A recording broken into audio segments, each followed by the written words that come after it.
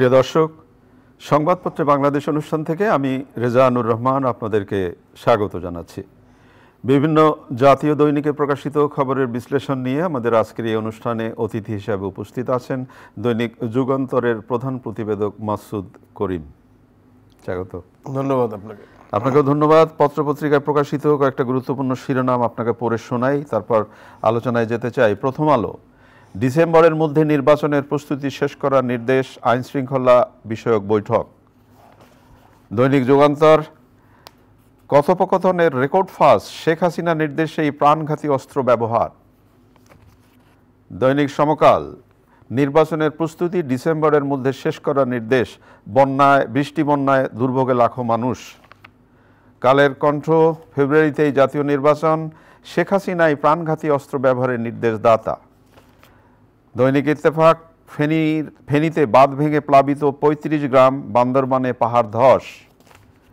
বাংলাদেশ প্রতিদিন, রোজার আগে নির্বাচন, ৩০ মিনিটে ৫২ জনকে হত্যা, নিজেই গুলির নির্দেশ দেন শেখ হাসিনা। মানব জমিন, গুলির নির্দেশ হাসিনাই দিয়েছিলেন, ইতিহাস রাজকুমারের গল্প নয়। খবরের কাগজ, শক্তি সঞ্চয়ের চেষ্টা করছে এনসিপি, ডিসেম্বরের মধ্যে নির্বাচনের প্রস্তুতি নিন, আইন শৃঙ্খলা বাহিনীকে প্রধান উপদেষ্টার নির্দেশ। আমার দেশ, প্রাণঘাতী অস্ত্র ব্যবহারের নির্দেশ দেন শেখ হাসিনা। আমাদের সময়, যেখানে পাবেন গুলি করেন, আন্দোলনকারীদের দমনে শেখ হাসিনার নির্দেশ। ডিসেম্বরের সব প্রস্তুতি শেষের নির্দেশ প্রধান উপদেষ্টার। কালবেলা শিরোনাম, রেলের প্রকল্পে বিলম্ব আর ব্যয় বৃদ্ধির মহোৎসব। আলোকিত বাংলাদেশ, নির্বিচারে গুলি চালানোর নির্দেশ দেন শেখ হাসিনা। ইনকিলাব, দক্ষিণ পূর্বাঞ্চলে বন্যার পদধ্বনি। দৈনিক সংগ্রাম, ডিসেম্বরের মধ্যে জাতীয় নির্বাচনের প্রস্তুতি শেষ করার নির্দেশ প্রধান উপদেষ্টার।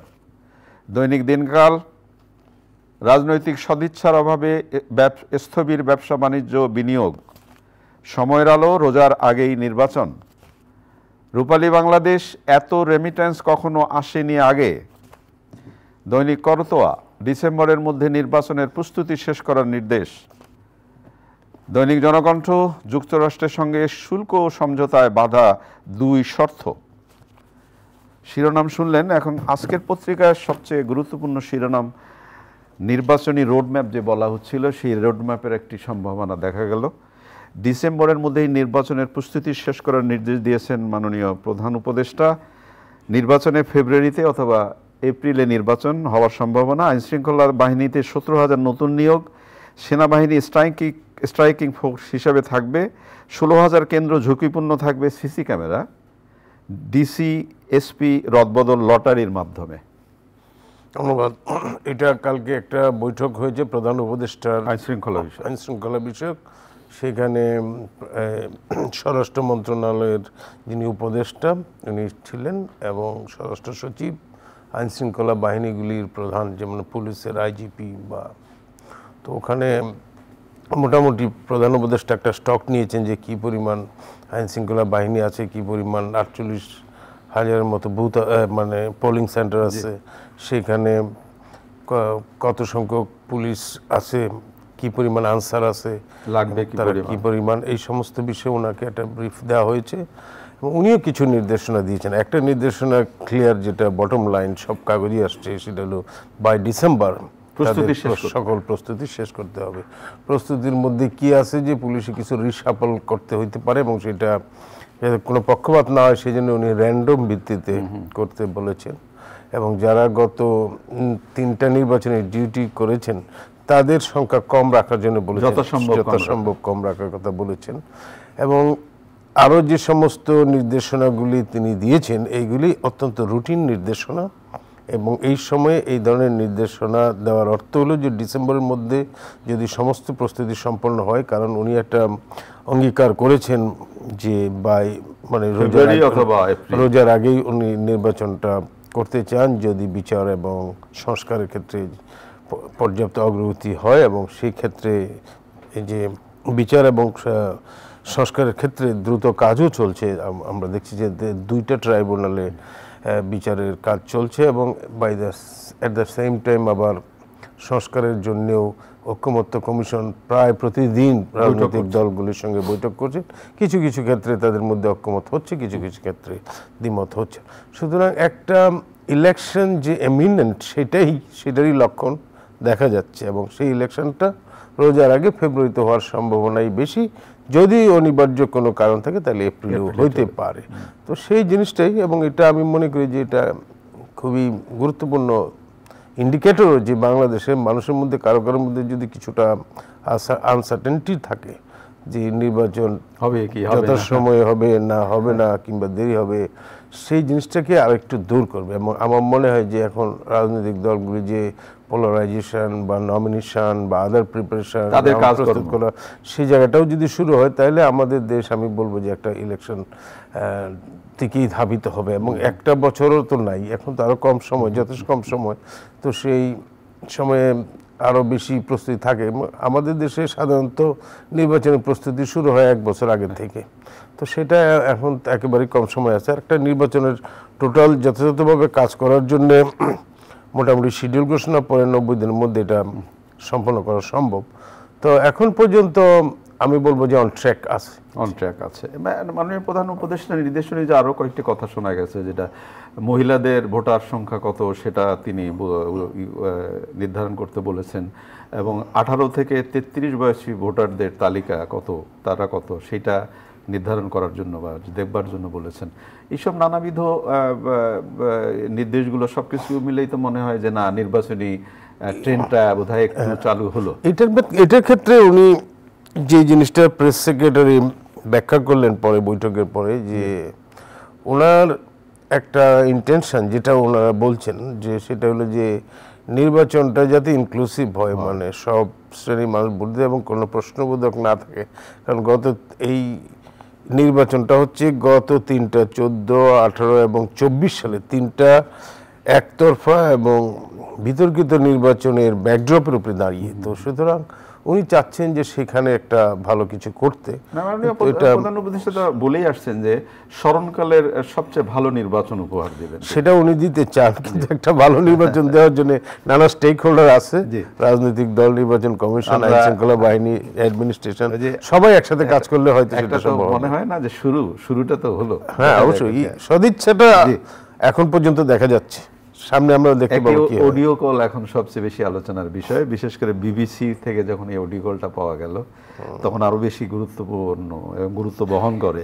অডিও যাচাই, বিবিসির আন্দোলনকারীদের গুলি করার নির্দেশ দেন শেখ হাসিনা।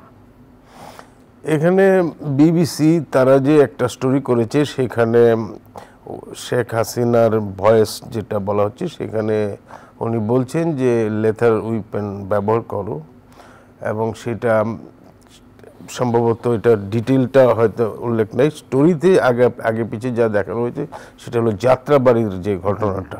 যাত্রাবাড়ি এবং উত্তরা এই দুটো জায়গায় ছিল গত গণঅভ্যুত্থানের আন্দোলনের সবচেয়ে হটস্পট, এবং সেখানে সাধারণভাবে আমরা যত পত্রিকায় রিপোর্ট এসছে সেখানে 30 জন মারা যাওয়ার খবর এসেছিল, কিন্তু বিবিসি বলছে 52 জন সেখানে মারা গেছে, গুলিতে নিহত হয়েছেন। এবং এই নিহত হওয়ার ঘটনাটা সরাসরি তদানীন্তন প্রাইম মিনিস্টার শেখ হাসিনার নির্দেশে হয়েছে, সেটার সপক্ষে একটা অডিও রেকর্ড তারা দেখেছেন। অডিও রেকর্ডগুলি নিয়ে সাধারণত সংশয় থাকে যে যেগুলি ফাঁস হয়, ভাইরাল হয়, এআই সৃষ্ট কিনা নাকি এটা জেনুইন কিনা, সেই অথেন্টিসিটি নিয়ে অনেক সময় প্রশ্ন থাকে।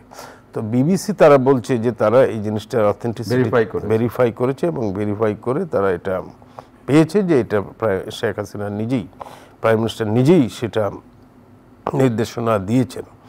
এখন এই জিনিসটা আদালতে কালকে আবার যে ট্রাইব্যুনাল যেখানে বিচার হচ্ছে, হ্যাঁ, সেখান থেকেও বলা হচ্ছে যে এই জিনিসটা তারা এই জিনিসটাও একটা এভিডেন্স হিসেবে তারা এখানে দেখছেন। এখন কথাটা হলো যে এইগুলি হয়তো একটা বিচারিক প্রক্রিয়ার মধ্যে একটা গুরুত্বপূর্ণ দিক হিসেবে থাকবে, বিশেষ করে বিবিসির মতো একটা ক্রেডিবল প্রচার মাধ্যম, আন্তর্জাতিক প্রচার মাধ্যম, তারা যখন ভেরিফাই করে তখন জিনিসটাকে হালকাভাবে কেউ আর নিবে না। সবাই এই সাধারণত ফেসবুকে বা টুইটারে বা অন্যান্য সামাজিক মাধ্যমে যেগুলি ভাইরাল হয় সেগুলি নিয়ে প্রশ্ন থাকতে পারে। বিবিসি তারা যখন বলছে যে তারা যথেষ্ট মানে যাচাই বাছাই করে, এবং তাদের একটা ক্রেডিবিলিটি প্রশ্ন সেখানে জড়িত আছে। সুতরাং এখন এই জিনিসটা কি কনটেক্সট, তিনি কি কনটেক্সটে বলেছেন, কি বলেছেন, ডিটেলসটা যদি আরও পাওয়া যায়, এবং সেক্ষেত্রে সেখানে আদৌ তিনি বলেছেন কি না সেটারও নিশ্চয়ই আরো, হ্যাঁ পুরো ব্যাপারগুলো বললেন যে যাচাই বাছাই হয়ে গেছে অলরেডি। না, আমি বলছি যে যাচাই বাছাই বিবিসি করেছে, বিচারের জন্য বিবিসি যাচাই যথেষ্ট কিনা। তো আমি প্রশ্ন আসে না যে এআই দিয়ে তো এখন অনেক কিছু এআই দিয়ে করা যায়, যেটা আওয়ামী লীগের তারা যে সোশ্যাল মিডিয়া প্ল্যাটফর্মগুলোতে বলছে এটার কাউন্টার হিসেবে, সেখানে ওরা বলছে যে এআই দিয়ে সেটা বানানো হয়েছে এবং এটা ভিত্তিহীন। তো আমি যেটা বলবো যে সেটা নিশ্চয়ই যাচাই বাছাই হবে এবং সেটা পরীক্ষা নিরীক্ষা করার মধ্যে হবে। কিন্তু আর মূল যে কথাটা আমি বলতে চাচ্ছি সেটা হইল, অপরাধ যিনি করবেন তিনি যে পর্যায়ের ব্যক্তি হন, প্রধানমন্ত্রী হন আর যে হন, তাকে জবাবদিহিতার মধ্যে আনতে হবে এক। আর দ্বিতীয় হইল সেই জবাবদিহিতা বিচার প্রক্রিয়াটাও যেন স্বচ্ছতা, ইন্ডিপেন্ডেন্ট এবং মানুষের কাছে বিশ্বাসযোগ্য হয়, সেই জায়গাটাও কিন্তু গুরুত্বপূর্ণ। যেটা হয় যুগে যুগে এটা দেখা গেছে যে অন্যায় কখনো চাপা থাকে না, মানে অন্যায়কে আপনি চাপা দিয়ে রাখতে পারেন। সেটা কালের প্রেক্ষিতে হয়তো একটা না একটা সময় সেটা প্রকাশিত হয়। মার্কিন শুল্ক ছাড় নিয়ে এখন আমরা অনেক আশার মধ্যে আছি যে আমরা কি পাবো। 3 দিনের আলোচনা শুরু হয়েছে, 3 দিনের আলোচনা শুরু হয়েছে, এখন পর্যন্ত আশাব্যঞ্জক কিছু আমরা দেখতে পাচ্ছি না। আমাদের দেশ থেকে গার্মেন্টসের সবচেয়ে বড় মানে ইম্পোর্টার হলো মার্কিন যুক্তরাষ্ট্র। এখানে তারা 37% শুল্ক আরোপ করেছিল এবং পরে যার ডেডলাইন একটু এক্সটেনশন করেছে যে এই আগস্টের 1 তারিখ থেকে যেটা কার্যকর হবে সেখানে 2% কমিয়ে 35%, আর এক্সিস্টিং 15%, মোট 50% শুল্ক আমাদের কাঁধে চাপানো হয়েছে। সেটা ট্রাম্পের যে নীতি সেটার প্রেক্ষিতে, এবং সেই প্রেক্ষিতেই 2 দেশের নেগোসিয়েশন চলছে। ইউএসটিআর এর সঙ্গে বাংলাদেশের বাণিজ্য উপদেষ্টা শেখ বশিরউদ্দিন সেখানে আছেন এবং তার নেতৃত্বে বাংলাদেশ ডেলিগেশন নেগোসিয়েশনের প্রথম দিনের আলোচনা শেষ হয়েছে। আলোচনার ফলাফল আমরা এখনো জানতে পারিনি, একদিন তো আরো 2 দিন আছে, কিন্তু বাংলাদেশের পক্ষ থেকে কিছু অফার করা হয়েছে যে যেহেতু ট্রেড গ্যাপের কথাটা বলছে এবং ট্রাম্প যে চিঠিটা দিয়েছেন প্রফেসর ইউনূসের কাছে, সেখানে উনি বলছেন যে বাণিজ্য ঘাটতি এতই বিশাল যে এটাই 37% বা 35% যথেষ্ট কম দিয়েছি আমরা, এবং এটার যদি কোনো কাউন্টার বাংলাদেশ করতে চায় তাহলে সেই পরিমাণ আরো যোগ হবে।